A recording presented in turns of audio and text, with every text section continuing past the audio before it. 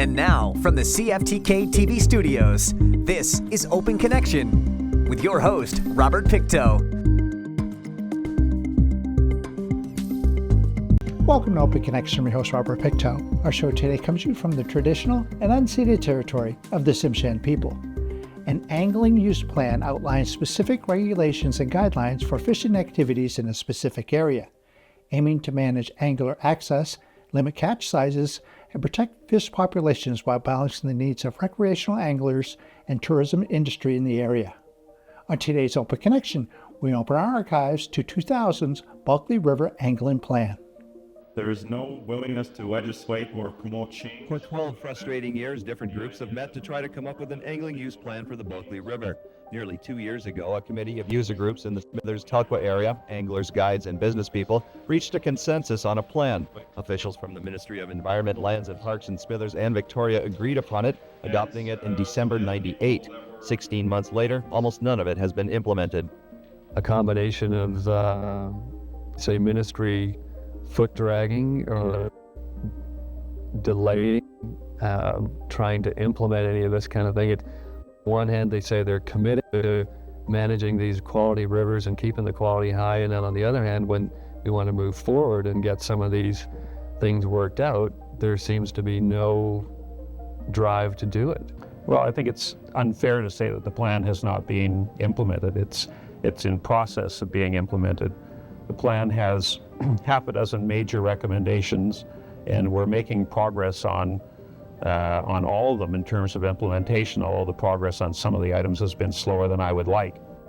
Yardley, who is the lone government employee on the 12-member committee, says the Bulkley AUP calls for growth in the guiding industry, which he says his office has addressed by approving a number of rod day transfers amongst guides.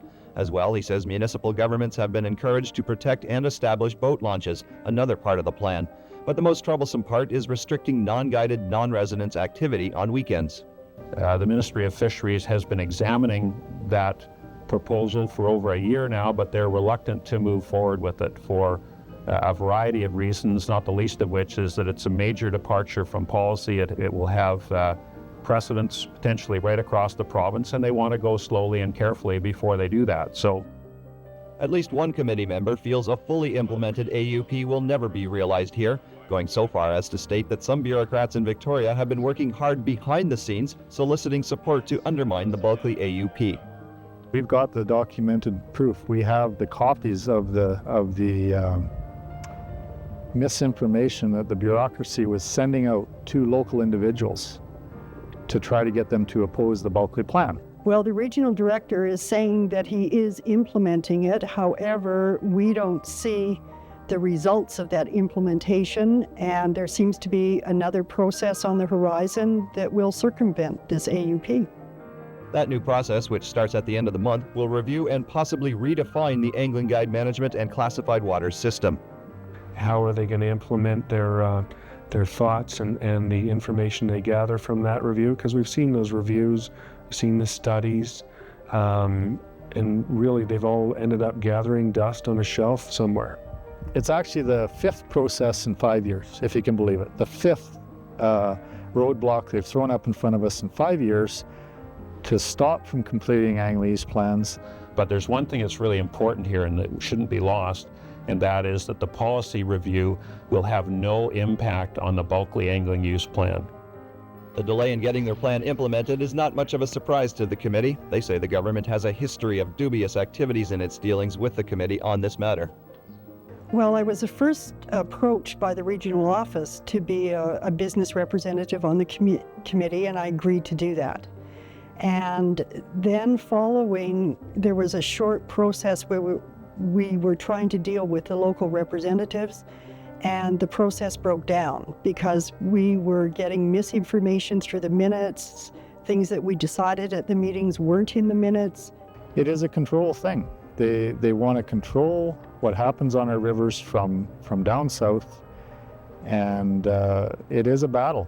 And they don't care about our communities. They're trying to set up an elitist, exclusive fishery. For the record, Yardley says the only thing he's interested in is getting the Bulkley plan implemented after the new review process is finished this fall, so work can begin on other angling use plans.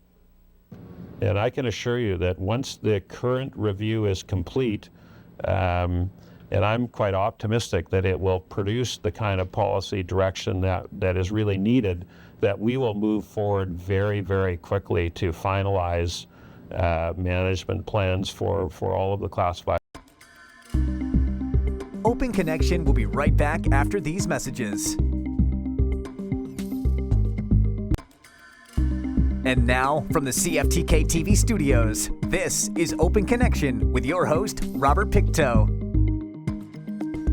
Thank you for staying with us. In 1974, the Mennonite Central Committee of Kitchener-Waterloo introduced victim offender mediation to Canada, which is considered the beginning of the modern restorative justice in the country. Let us return to the archives as Michelle Dignard shares more on the restorative justice process.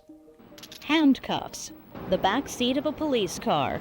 It's scary, embarrassing stuff where a young person dared into slipping some merchandise under their coat in a department store. That's one of the scenarios that could propel a teenager into the court system, or it could land them in a very different forum. Michelle Dignard is a community justice forum facilitator in Terrace, and she's preparing to bring a first-time offender and their victim face-to-face. Facilitating means bringing together the victim and the offender and other people that have been harmed by the offense in a safe, controlled setting. We discuss the incident and we find ways to repair the harm. Shoplifting is a typical crime taken to these forums. Zellers in Terrace is sending about 1/3 of its shoplifting cases to the forums these days, and not just for kids, but adults too. The store's loss prevention supervisor feels they work. Those kids that do it for the first time, going through a program like the community justice, admitting to the fact that they've done something wrong, and admitting that they're going to fix the problem that they've created themselves, I think is a really good way to slow down shoplifting, to make people realize that it's a serious offense. Kim and the RCMP officer called often decide right away whether a shoplifter is a candidate for a community justice forum. If I've had no problems with the person, if there's been no violence, no bad language, no denial of the offense that's happened, then, and it's a first time, and the RCMP officer has told me it's a first time offense, then I have no problem putting the people through diversion. The Community Justice Forum program originated in New Zealand, and from there it spread to Australia and to Canada, where the RCMP picked up the idea. Facilitators are now handling cases in communities around BC. Jim Cooley has trained people in Terrace, also in several First Nations communities, including Dease Lake and the Nass Valley. They like what they see. They like the process, mainly because if you look at the actual Maori traditional method of doing with this, we have an offender here and a victim here, and you have their families. It is very similar to the First Nation traditional methods of dealing with offenses way back when. A forum can take up to 2 hours and involve as many as 20 people. Participation is voluntary, both on the part of the victim and the offender, who must admit guilt. Even though the offender has to sit across 4 feet from the victim and explain what he has done, who's been harmed from what he has done. And then in turn, the victim will say to him or her what harm has been done to them. And a lot of emotion on this. And even though they know that, they would still choose this method. A standard script designed by experts, including psychiatrists, is followed closely by each forum facilitator. What would happen is we would be seated in a circle. We would have the offenders, the victims, and everyone has supporters with them. We also have an RCMP member in the room as well. What we do is we start off with the offender and we ask them to go back to that day and explain to us what happened, what they were thinking about at the time they committed the offense. We ask them who has been affected by their actions, and we go around the room and each person is given an opportunity to speak. At the conclusion of the forum, the parties reach agreement on a resolution. If there was a dollar loss involved in the crime, restitution would be included. I've had, for young offenders to begin with, if I go back into the different communities I've actually did conferences, I've had young offenders have to come to, like an offense was against a business, to come to that business on the weekend and do some work for the business. Many, even in Terrace here, I've had that. I've had letters of apology. It's very big. I've had actual cases where there was nothing called for, just the process itself. Victims and offenders are also happy with the speed of this process as compared to the courts. Well, from the time we actually receive the file, again, depending on when the other facilitators are available, but best case scenario, I get the file on a Friday, I review the file, assign it to a facilitator, they make the initial phone calls. If everything goes well, you could have a forum finished, I'd say, within 3 weeks, easy. So how successful are the forums in discouraging future criminal activity? What I've heard, and I've pretty well kept in contact with all the communities that I've trained myself, and it's all positive so far. And I don't foresee anything different than what the Australians have got. They've got a 94% success rate with especially the youth not reoffending. Same with New Zealand. At Zellers, only one of the 15 shoplifters dealt with through the forum last year has reoffended. Within 5 years, Jim Cooley expects there will be community justice forums operating in every community in BC, and that they'll be handling more serious crimes as well. Open Connection will be right back after these messages. And now, from the CFTK-TV studios, this is Open Connection with your host, Robert Pictou. Welcome back to Open Connection. Found on the North Pacific Cannery website, it was incorporated with the purpose to preserve, restore, interpret, and grow North Pacific Cannery as a living museum that illustrates the multicultural, isolated industrial lifestyle of the West Coast fishery. Let us return the archives with then interim CEO of Northwest Pacific Cannery, Herb Bond. North Pacific Cannery Village Museum has plans to reestablish another part of its past this coming summer. The museum's society and staff have put together a proposal to rebuild some of the native village which once stood on the site. Yeah, the Native people, of course, First Nations people played a huge role in the development of this site. It's not a story of cans and salmon out here, but it's really a story of the people that came together around the salmon and all the different cultures and their histories. And here we had people coming from various nations. The Tsimshian, of course, were on their traditional territory.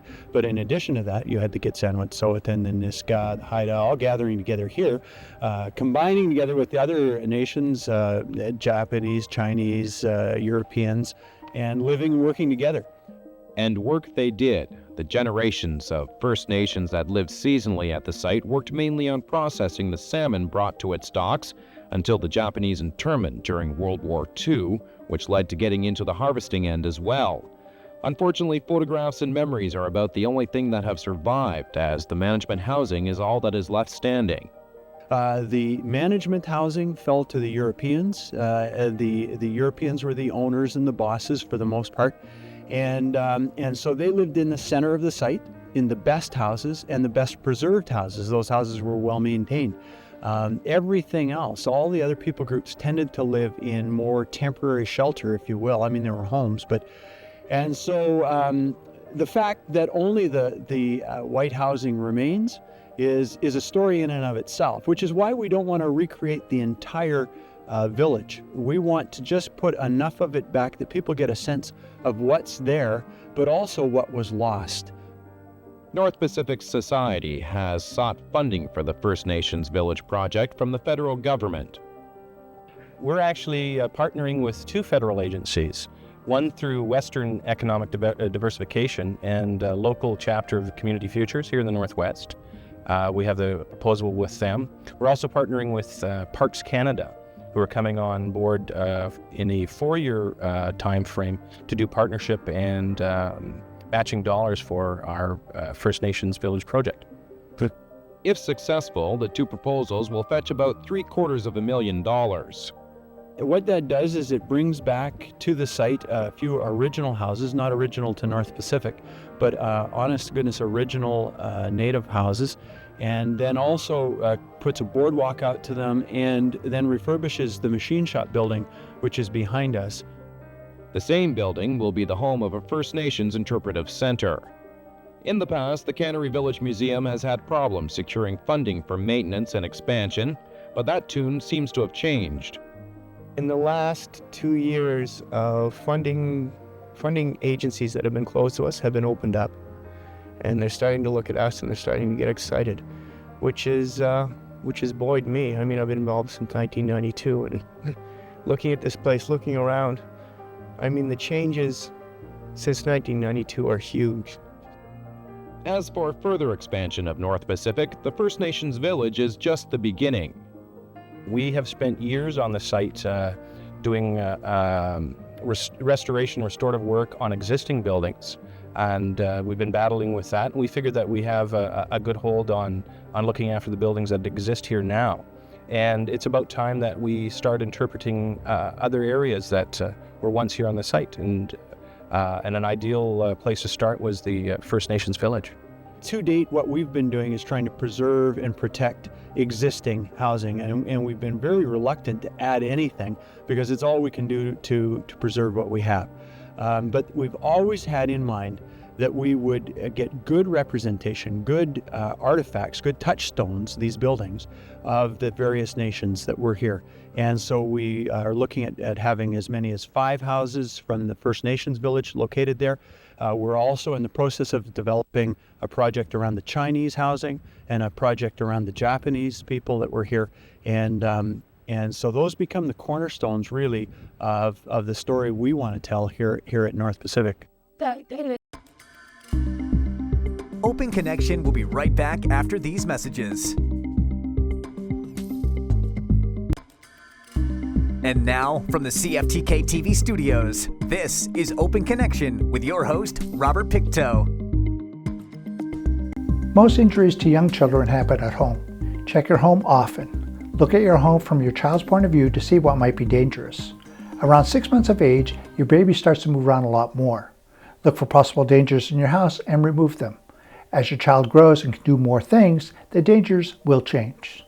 In this final segment of Open Connection, we'll return to the archives with Kelly Van Jenny. It's quite possibly one of the most terrifying experiences a parent can witness. What do I do? There's nobody around. Who do I phone? What do I do? It was a real tragic thing in our lives.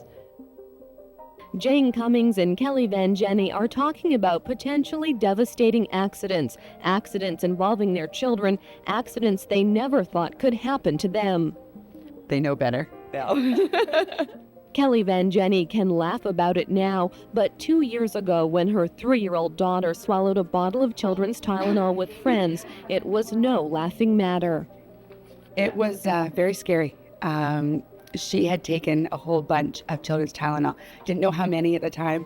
I know that a whole bottle was gone between knowing her friends, and I panicked. Every year, over 26,000 poisonings are reported in BC, more than half of which are in children under the age of 5. From multivitamins to antibiotics, young children will swallow anything in sight, and as many parents learn the hard way, things that are seemingly out of sight are childproof as well. I didn't think that it would be that easy. It was, I had gone off to nurse my little baby, dropped this bag with children's Tylenol on the table, and she opened up the box she was almost 3 years old. Opened up the box, opened up that little safety seal, popped the cap and opened the tinfoil thing and took out all the pills. 3 years old, and they can do that, and I didn't think that would be possible. Parents underestimate what their children can do, and children by nature are quite curious, so they will look for things just sort of as in the natural part of their playing. So it's really important to have poisons, which are medications or cleaning solutions, antifreeze, all those types of things locked away. Other ways to poison-proof your home include buying products with child-proof lids, not taking medication in front of children, and not treating medications like candy, because children often don't know the difference. But poisoning isn't the only danger. Every tap in your house has the potential to seriously harm a child. Looking at a scalded child, especially your own, is a very, very difficult thing to do. Jane Cummings knows all too well. In the time it took to grab something from another room, her 2-year-old daughter suffered devastating burns. I pulled down her coveralls and her legs peeled off with them. Megan had actually sustained 3rd-degree scalds and burns to her back and her legs from this hot water. Every year in BC, more than 150 children are hospitalized for serious burns from hot water, one of the most painful injuries a child can suffer. Thousands more require medical attention for scalds. We recommend turning down the temperature of the hot water tank, and the temperature should be 49 degrees Celsius or 120 degrees Fahrenheit.